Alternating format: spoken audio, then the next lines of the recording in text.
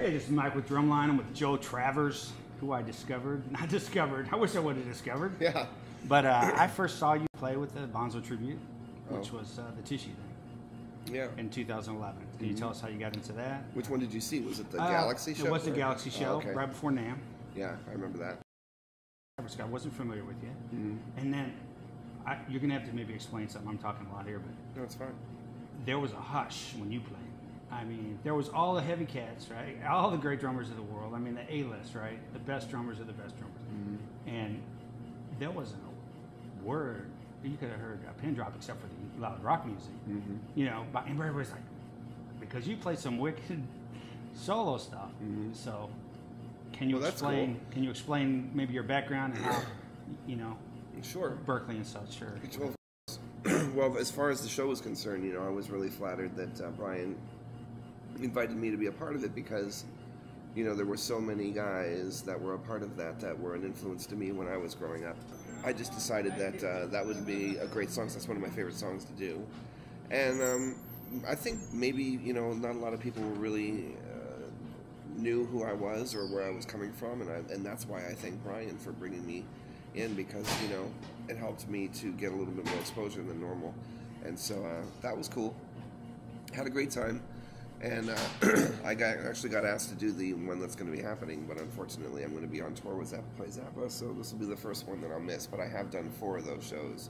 So, yeah, but anyway, that was a great opportunity. I really had a great time, and thank you for the compliment on that. As far as my background with Berklee and everything, I went to Berklee in 1988. I moved there from Pennsylvania, and I lasted 3.5 years and finished up my schooling and got a performance degree and moved to Los Angeles straight away in 1992, September of 92. okay, so right away. Yeah, right away. Just right out of college. And what's hilarious is that I celebrated that 20-year anniversary like a couple months ago, because this is December. Okay. So 20 years ago in September I moved to Los Angeles, and now in March of next year, 2013, that'll be the 20-year anniversary of when I got the gig with the Zappas, and it's been So that right way away, ever since. boom. You Yep. played. Was it you were playing with Frank at that time? No, Or you played with Frank Z? was alive, but I was with Z, which was Dweezil and Ahmed's group. Okay. Yeah. I saw an interview with Ahmed and Dweezil on Conan like in 1990, and it was so funny. Oh, I know, those guys are... And did they play together still, or? No, Dweezil's been doing this project, Zappa Play Zappa, on his own now for 6 years. And Ahmed has gone on to do some really wonderful things. He's a producer at Disney. Oh, okay. And he is a screenwriter, and his first movie came out this year. And he also is a successful children's book author. My goodness. And he's got a book out there, and he's working on a sequel to it, and maybe a movie of it, and he's just really busy. And So that family is so creative. oh yeah, yeah, it's Genetic? Is it all genetic? It's genetic. Or was it part of osmosis, just hanging around them all the time? Well, I mean, it had to be all of the above, really. You know, you can't not be a productive, creative person if you're living in that environment. I mean, I think that it was almost a requirement to let yourself go and feel free to create and do what's natural in that environment. So, Well, you're the family historian in a way now. I mean, well, as far as Frank's archivist. Okay, explain the vault. Sure. What goes on there and how you just Yeah. manage. I guess my perspective of it is, if somebody saw a giant film library and they see that on TV a lot, where they're restoring all the films, you know, it's not some room. It's like huge. It's a huge amount of material. So how do you even get in there? Frank's vault's interesting because it's like it's the work of one person, and it spans all of the different formats throughout the years, from the 50s to now, and all sorts of audio recording tape, all sorts of video tape, film, pictures, articles. So, wow, Yeah, it's not just music. That's right, it's everything, and his handwritten scores and all that stuff too. It's pretty amazing the amount of output that the man did. So I did have some knowledge of what to do with the media, but not all of it. And I have learned from the pros. I have learned from the best in Los Angeles and outside of LA, because the tapes could easily get damaged. The film could easily get damaged if you mishandle it or if you don't treat it the right way. So I saw where you baked some tape to like make it match up to the other tape. You baked it. I mean, what effect is that? Well, baking the tape, what that does is it secures the oxide onto the backing. When the tapes get really old, it gets very gooey, and so the heat process gets that gooiness to dry up. You tried to play that, and you were just ruined. It'll just ruin it forever. Oh, yeah. Okay, fantastic. So, and there's only certain tape formulations that do that, but for the most part, we haven't run into too many dangerous situations like that. Everything's been working out well as far as the baking and the preservation of old media. So, yeah, we're still going strong. There's lots of releases coming out of the vault from that. And where's that being released to? Most of the releases that we've put together are available online at Barfco Swill, and that's the mail order company for the Zappas. Okay. But you'll be finding a lot more of that stuff being available through iTunes, through official digital downloads, and then also now that we have the catalog has been has come back to its owner. So in other words, Gail now owns the rights to the main catalog, and so we've struck a deal with Universal this year, and we've re-released all 56 titles of the main catalog, and we're also throwing in new releases along with that too. So it's being majorly distributed all over the world for the first time well, I think the catalog was out of print for about 1.5 years or 2 years, so now it's back all in one place and in tender living care. Sure, Frank was recording everything all the time. But that's like not only everything he recorded, but he put out 56 like completed works. I guess. Yes. 56 titles in his lifetime, and then we just keep on going. There were so many things that didn't come out that he completed, so it's pretty good. How do you catalog all that? It looks like you have to make up your own Dewey Decimal System or whatever. What I do is I grab a tape, I listen to it, and I digitally transfer it. And then, so you've got it. Yeah, and then I put all the contents of that tape in a database. So there's a database with handwritten. So if something were to happen to the tape in the future, you got it. Well, or do you remix some things? Some things haven't been mixed. Oh, sure, yeah, all that's possible. But when you get a digital snapshot of a tape, yes, you do have it, but you don't want to only have that. Okay. If the tape still works, you always want to have that analog master all the time. Okay. But yeah, when we digitally preserve something, we try to get everything at 96 kilohertz, 24 bits, and hope that that'll last for a long, long time. Make sure that that's a backed up file 1,000,000 times. And so you go to the family with what you think should be coming out and say these are the top priority type I work things? with Gail. She tells me what her idea of a good time is, and I try to fulfill what she's into. So you pulled a Terry Bozzio. You went to Zappa when you were 20. Go to Berklee, go to Zappa. Yeah. I was I was like 20 or 21 or something like that. Yeah, I can't remember, but it was 1993 when I got the gig.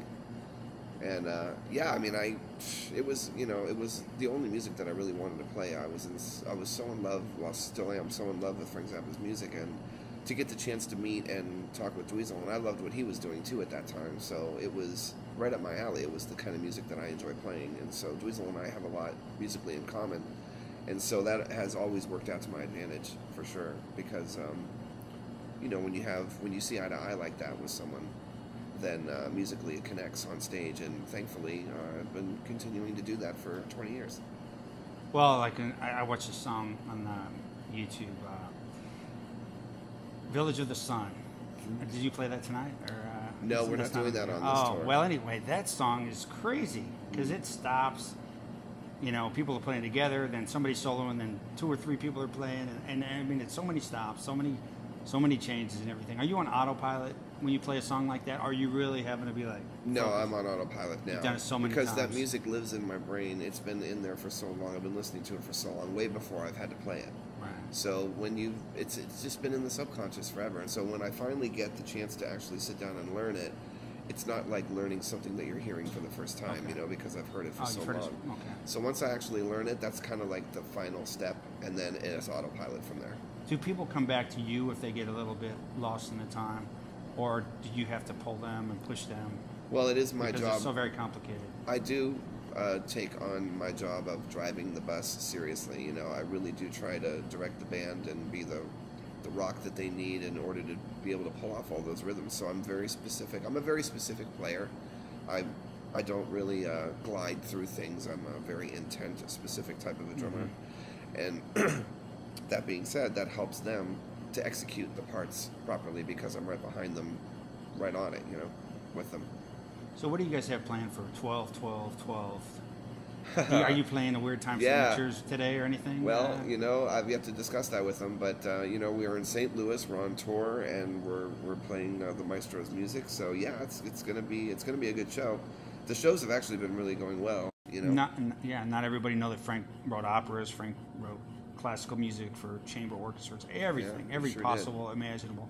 I saw an interview with him that said composition is the arrangement of sounds.